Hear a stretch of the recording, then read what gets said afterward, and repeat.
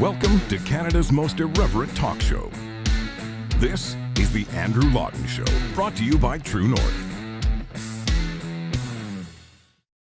Hello, everyone, and welcome to you all, Canada's most irreverent talk show here on True North, Wednesday, May 24th, just after 2 o'clock Mountain Time, 4 o'clock Eastern, 1 o'clock Pacific, sometime in Saskatchewan that I always forget because of the daylight savings. I think Saskatchewan's 2 hours behind, but like part of the year it's 1 hour behind, part of the year it's 8 hours ahead. It's all so difficult. It's like Arizona, which is why I am completely in favor of doing away with daylight saving, as has been proposed in Ontario, but they're only going to do it when New York goes along with it. So if any of the New York listeners are among us, do lobby your government to switch permanently to daylight savings time so we can all go to a universalized time. Yesterday was dandelions. Today is daylight saving. Who knows what we're going to introduce the show with tomorrow. I want to delve a little bit further into the China scandal and David Johnston's report, which conveniently exonerates Justin Trudeau and does exactly what Justin Trudeau needs it to do. We'll talk about that later on. And I also want to get some reaction from people in this country who have been targeted by China to get what they think of this approach that seems to have been put forward by David Johnston, that, the government did nothing wrong. So today I am very excited to have Mehmet Tohti on, who is the executive director of the Uyghur Rights Advocacy Project. That'll be coming up just in about 15 minutes or so. And also coming up very shortly, Branden Leslie, who is the Conservative candidate in Portage, Lisgar, which is the riding in which Maxime Bernier is running for the People's Party of Canada. So we will talk about that with Branden, that race, in just a couple of moments. He's supposed to be dialing in actually in just about a minute and a half here. So I've got a bit more time to delve into the China story right now. And I want to just begin by talking about Justin Trudeau doing a victory lap on this. Here's a clip of Justin Trudeau denouncing the denouncers, denouncing the opposition members for criticizing David Johnston's report. Take a look. Sticking on foreign interference, given that the opposition leaders seem to have rejected David Johnston's report and are now questioning his integrity, would you look to have someone else oversee the public hearings aspect of this? First of all, they're not questioning his report. They're only questioning his integrity. I'd suggest that opposition leaders and indeed Canadians take a look at his report and understand the work that he's done in this. This is an eminent Canadian who has served in many capacities over decades, was appointed Governor General by Stephen Harper, and has done extraordinary work on an extremely serious issue. Oh, he said eminent Canadian. So if you're doing the David Johnston drinking game, eminent Canadians, you take a shot. A shot of caffeine in my case, not like the dandelion water I was mocked for not drinking yesterday. I didn't want to go full all in on the dandelion bit, but eminent Canadian. He's an eminent Canadian. How dare you criticize his eminence? And it's funny, when Justin Trudeau comes up there and says, they're not criticizing his report, they're criticizing his integrity. Every Canadian is like, yes. Yes, that's exactly what we're doing. We're criticizing the guy's integrity. The guy who says he feels at home in China, the guy who parades around with Xi Jinping, the guy who, I don't know if we still have this picture from yesterday, who just buddies around with Justin Trudeau wearing this nice little hat, celebrating whatever it is they're celebrating. You got Justin Trudeau holding hands with Melanie Joly. It all looks like they're about to do a giant dance. And that is, of course, the close personal friendship that David Johnston says does not exist between him and Justin Trudeau in action there. And all of that is to say that absolutely people are criticizing his integrity in accepting this post, his integrity in how he did the report, his integrity in interviewing a conservative leader, a former conservative leader, while the report was already off with the translators. And we're supposed to accept that, we bow before his eminence. We bow before his eminence. And who are we to criticize him? So if you missed my comments on this yesterday, I'm not going to rehash all of it, but I am going to repeat the fundamental summary, in my view, of David Johnston's report, which is that you all don't know what I know. and I'm not going to let you see it. That's essentially his position. His position is the same as Justin Trudeau's position. Again, odd how that works out, where we are all the plebs that don't get to see the secret documents, and if we could see the secret documents, we would definitely just trust Justin Trudeau and trust the government on this, but we can't. And I'd say, okay, well, perhaps show us some of the documents. Maybe not all of them. Show us some of the documents. And he says, oh, no, we can't have any of that. So David Johnston is insisting upon a second phase of his study, and in that second phase, he's going to be the grand poobah once again, and it's exactly what Justin Trudeau was asked about there. Maybe there's another guy that could do the second phase who isn't going to be mired in these criticisms, and Justin Trudeau says no. You're not criticizing his work. Read the work for yourself. Well, I did read the work for myself. I did read the report, and it was in reading that report, irrespective of all of the integrity-related issues I've just mentioned, that I found it to be an absolute sham of a report. The report at several points starts doing the government spin for the government. He starts actually giving the defensive lines that you would expect a communication staffer to give to Justin Trudeau, but he's actually baked it right in the report.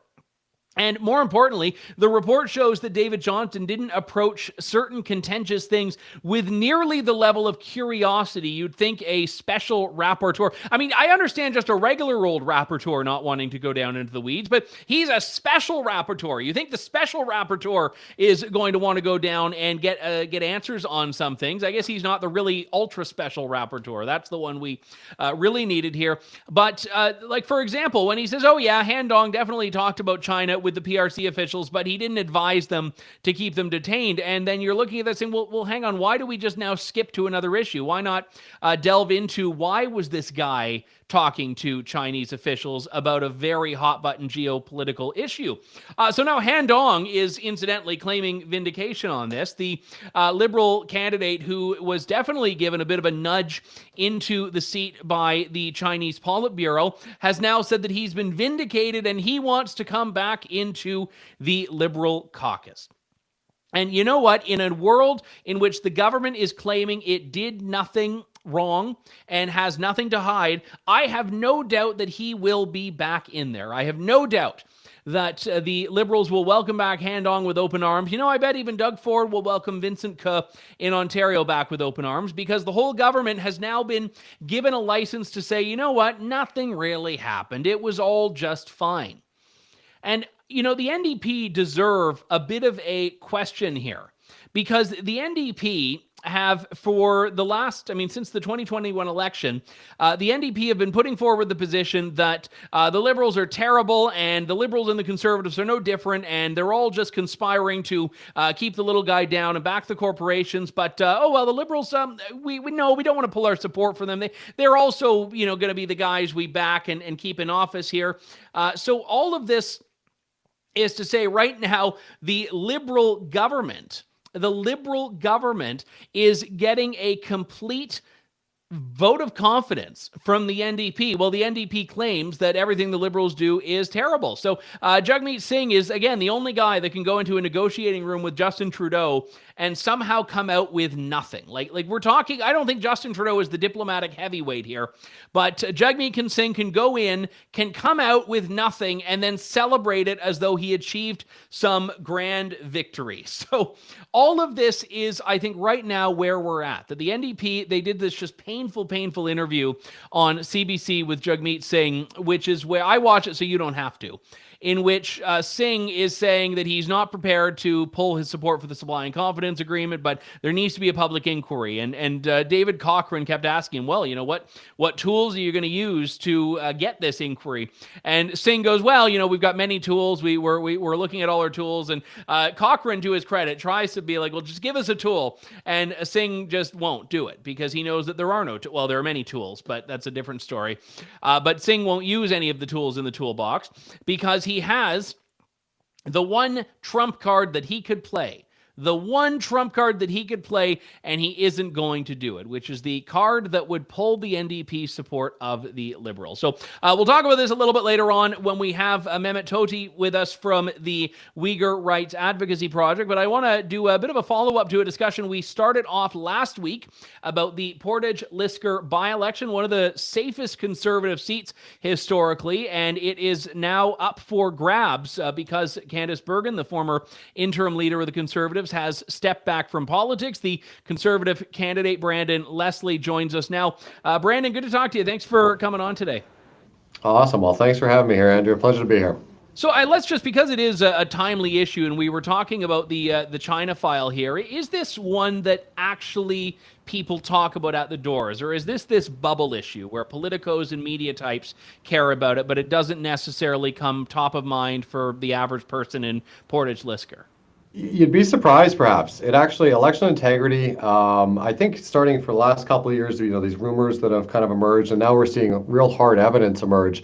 Election interference and the ability to have free and fair elections in a democratic nation like Canada actually has been a big issue at the doors. People are very upset, and I was door knocking yesterday, and I hadn't heard the outcome of David Johnston's decision until I was informed at the door by somebody telling me how ridiculous they thought it was that the handpicked individual by the Prime Minister had come to this conclusion that there was no need for a public inquiry and that they were going to do some sort of further investigation. And that individual that informed me found it rather appalling. So yeah, long answer to your short question, it is coming up at the door. The integrity of our elections matters to folks in Portage Lisgar, and I think right across the nation.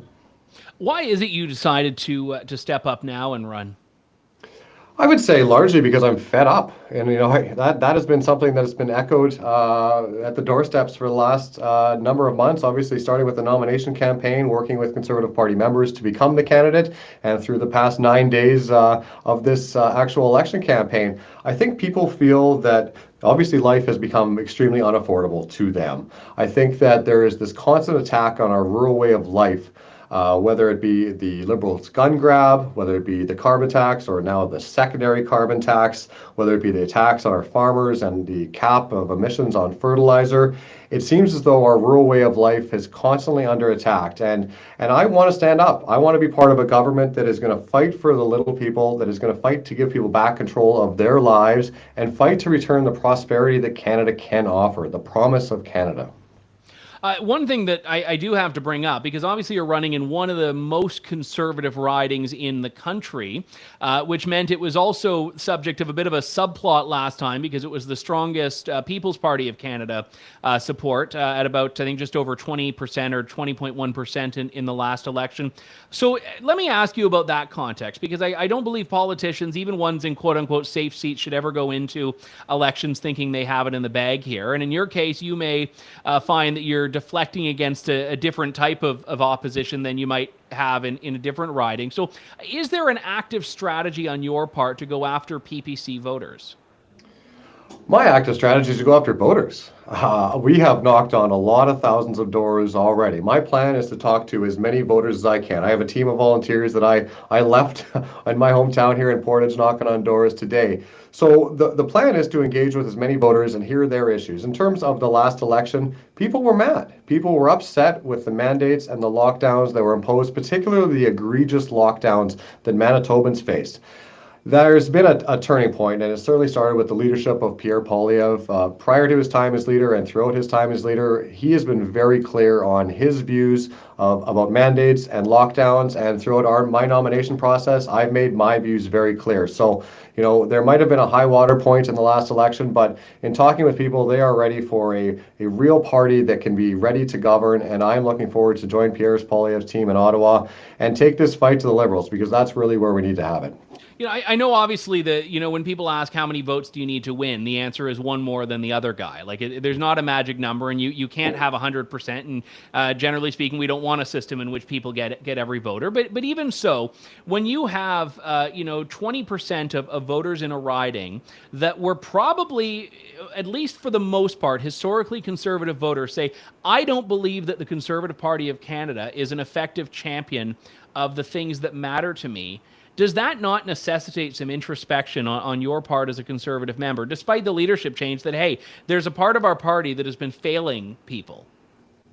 Sure, but I think you hit the nail on the head here, and we are not taking anything for granted. Like, let's be frank here, Andrew. I'm the new guy. Candace was the MP, was a very good MP in this riding for many years, and so stepping into this with a new face, a name on a sign isn't enough to just sway voters. So that's why we're working so hard, me personally, and the dozens of volunteers we have going across town to cross this riding for the last 8 days and continuing over the next 28 and beyond that, to make sure that they know that we are taking this riding serious. And again, I think it does start with the leadership to push back a little bit. Pierre has shifted our Conservative Party to a point in which I think people are very excited once again to be part of our movement. He has unified our party. He has brought people back into the fold by his strong positions, whether it be on mandates and lockdowns, but a whole host of other issues that are at the core priorities of people across this riding. So overwhelming support thus far. I'm very proud of the campaign we're running so far. And as I say, we aren't taking anything for granted. We are going to go out there and work hard to earn every vote on June 19th. So let's talk about 2021 for a moment. And I take what you say. You weren't the candidate then, so I don't think you have to be held accountable for what the party did. But there were a lot of voters that saw, okay, we elected a leader that says no to a carbon tax, and then all of a sudden we're running on something that very much resembles a carbon tax. Other things in the platform, like repealing liberal gun bans, were walked back or softened. So for you as a Conservative candidate, can you make a commitment now that you won't stand for that? That if the platform put forward in the election is not the one that Pierre Poilievre's been talking about now and was talking about in his leadership, that you're going to speak out against it? Absolutely. And you know what? People have challenged me with that on the doorsteps. And I proudly say, when elected to join this caucus, I've looked thousands of people in the eye already and told them, for example, that we are going to axe the carbon tax. And I will happily say that loudly and proudly inside our own caucus to make sure that it's known that when I tell somebody, I mean it.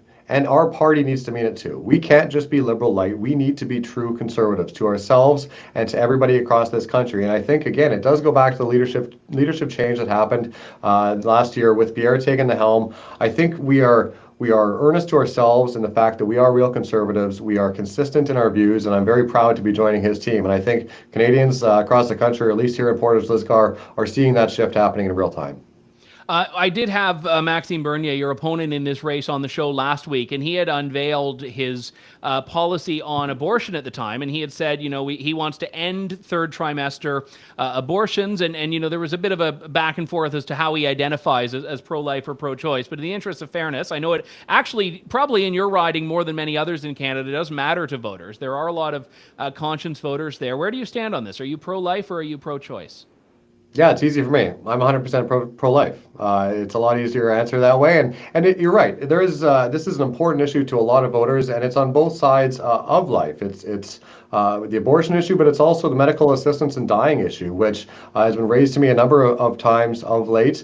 Obviously, the Liberals' proposed expansion to children and those suffering with mental illness is deeply concerning. And Conservative MPs, when the Liberals first brought this in, rightfully stood up and maintained the argument that we needed tight guardrails on medical assistance and dying opportunities, and to avoid this slippery slope that we've seen in other countries. So, with that issue being front and center in the minds of many people right now, I'm happy to tell them exactly how I feel, that we need to make sure that we limit this proposed expansion by the Liberals to youths and those facing mental health issues. So to me, it's fairly easy, and I'm not sure why my opponent couldn't be a little bit more clear after making such an announcement. But I think the reality is, he's an opportunist from another country. He's at the point where he's desperate. He's willing to say and do anything at this point to try to get votes based on what he thinks people want him to say.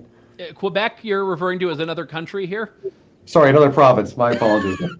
Well, that claim might actually get you votes in rural Manitoba. I'm not My sure, apologies. but I mean, here's the criticism though: is that you have a party leader who does not identify as pro-life, and despite his commitment to conscience votes, has said unequivocally, including on my show, that he does not anticipate any legislation on abortion passing. So, if you're a pro-life voter, is the PPC not offering you more because they actually have a concrete plan on abortion, whereas you're leaning on your values here, and in a party that doesn't want to legislate on this issue?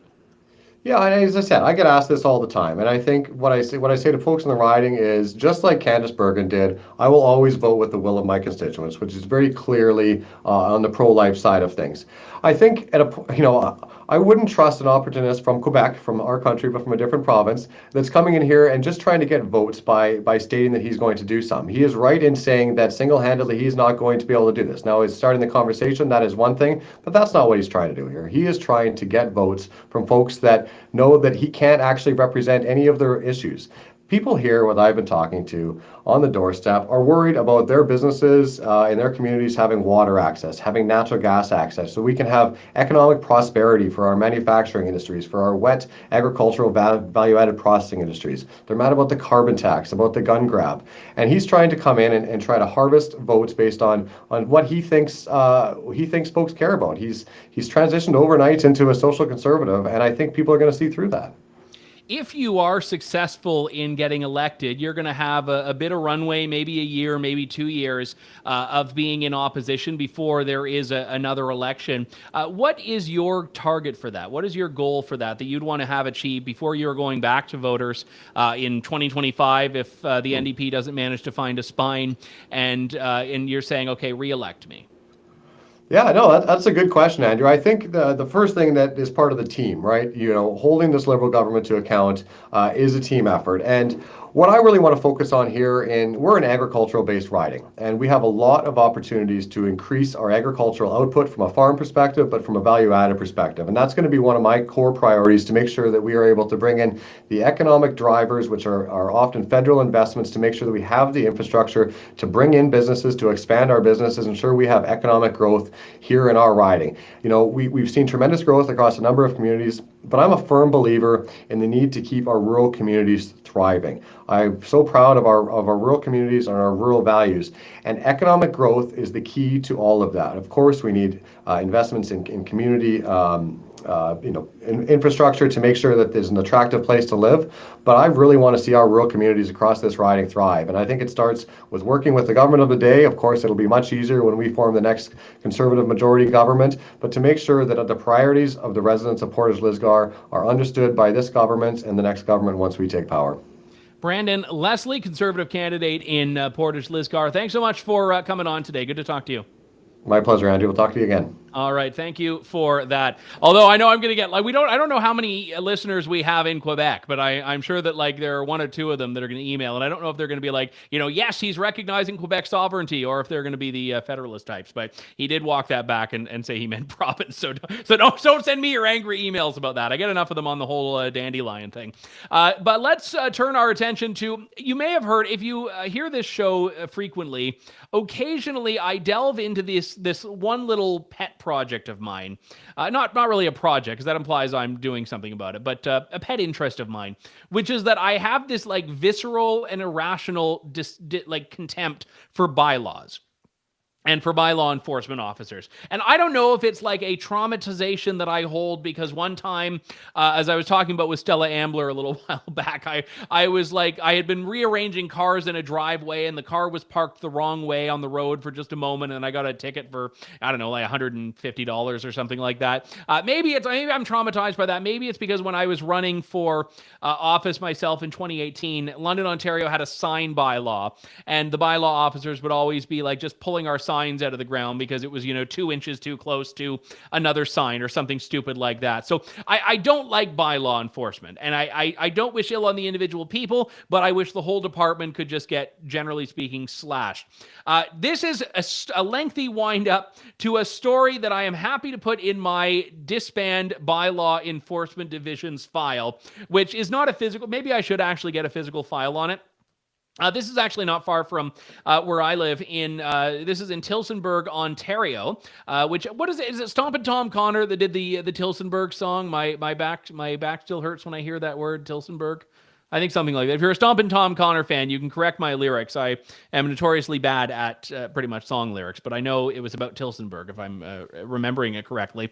Anyway, Tillsonburg, Ontario has a bylaw enforcement officer has told residents to remove a basketball net from the end of their driveway. And I don't know if we have a photo of this to put up from the story, but there's a driveway in Tillsonburg. It's a nice little suburban neighborhood there in this town in southwestern Ontario.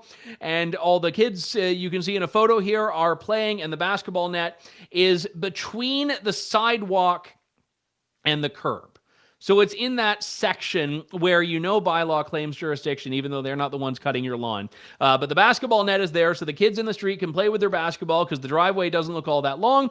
And you say, oh, well, that's great. No one's being harmed by it. Oh, well, bylaw doesn't want any of that. So Shannon Steen, a 42-year-old mom, has had bylaw ring her doorbell to suddenly take issue with this basketball net, which has been there for a year and a half.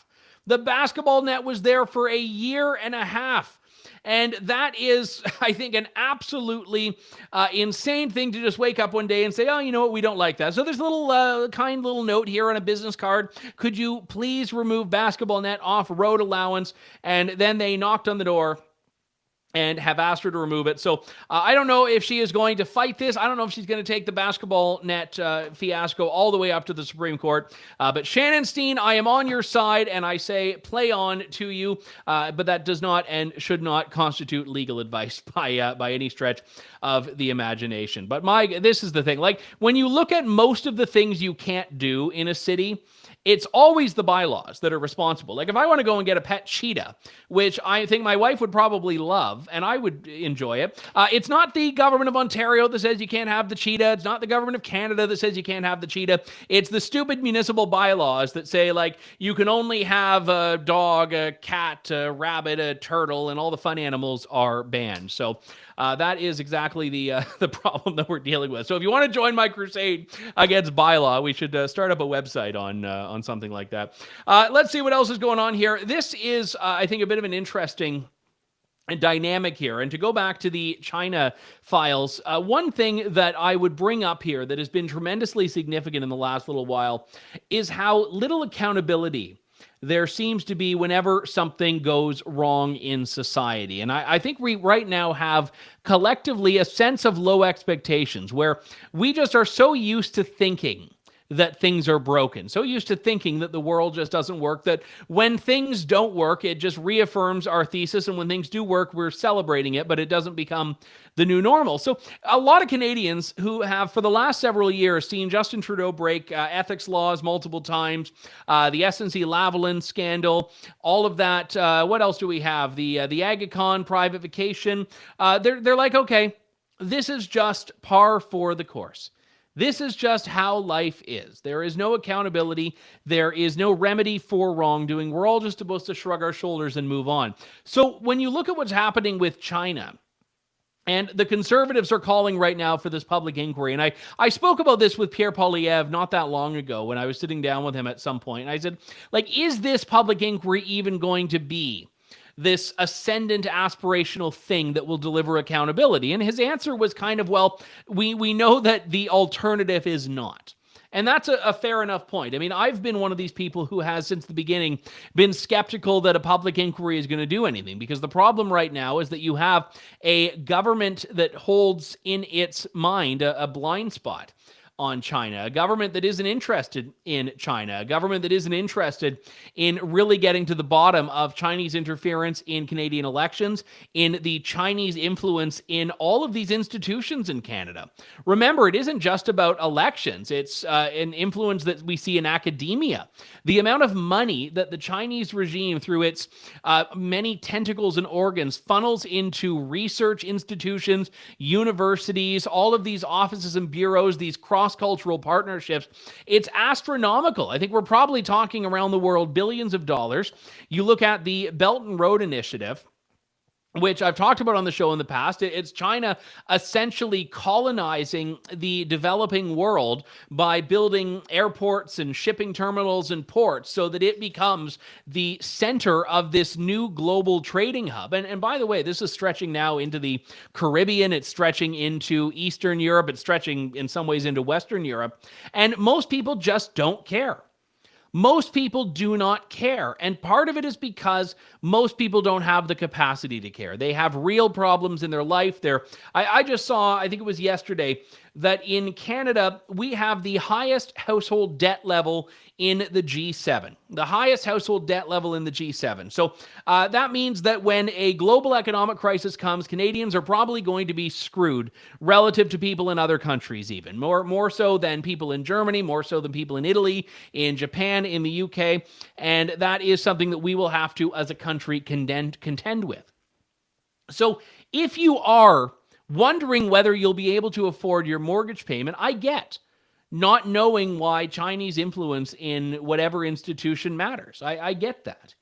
But it does matter. And the economic stuff is very much connected to China as well, because China is the one cashing the checks while we all reorient our world around these very grandiose virtue signally propositions. And to bring it into context here, for people who are part of the Chinese diaspora, for people who have families in China, these things are very real to them. They're very personal.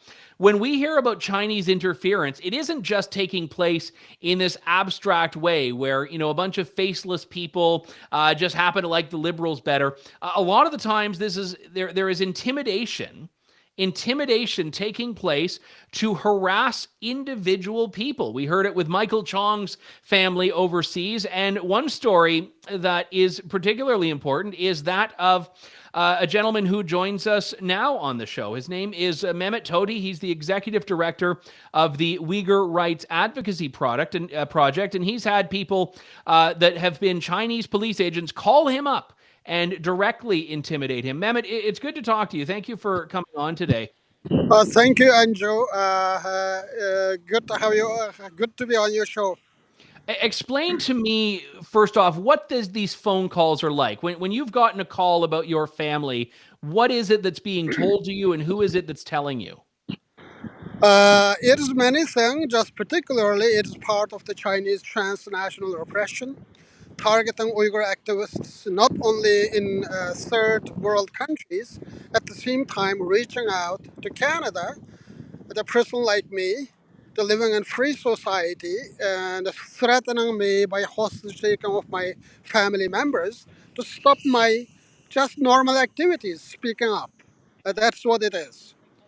And part of your activities are as a Uyghur activist calling out these abuses. You're criticizing these abuses, and they respond by more of the abuse, by more of what it is that you're criticizing. Just imagine in my life, I did two things. One is I can hold a pen, I can write, and another thing was just to speak up. For two things I did in my life, and since 1991, I am totally isolated from my family members. And the Chinese government did not allow any of my family members just to come and visit me since 32 years. And when I initiated any campaign in Canada for a particular issue, for instance, in 2006, when the Canadian citizen of Uyghur origin, Mr. Hussein Jalil, was abducted in Uzbekistan by Chinese government and shipped out to China and sentenced for life, I advocated for his early release. At that time, Chinese government took hostage of my mother to stop me from my activities. And then, just as recent as January 16th, the Chinese state police called me again. This time, they're telling me that they killed my mother and they killed my two sisters. And I asked about my brothers. I have three brothers there. And I was told that my three brothers are disappeared. I asked how about their children. And there's no any news about their children. And due to hostage of my mother's brother, my uncle, in a hospital bed, and threatened me to stop to pass the motion M62 for the resettlement of 10,000 Uyghur refugees here in Canada who escaped from Chinese genocide. And the threat level just came to our soil in Canada. And because we closed our eyes since decades with the false expectation of engagement and a favorable trade relationship and others.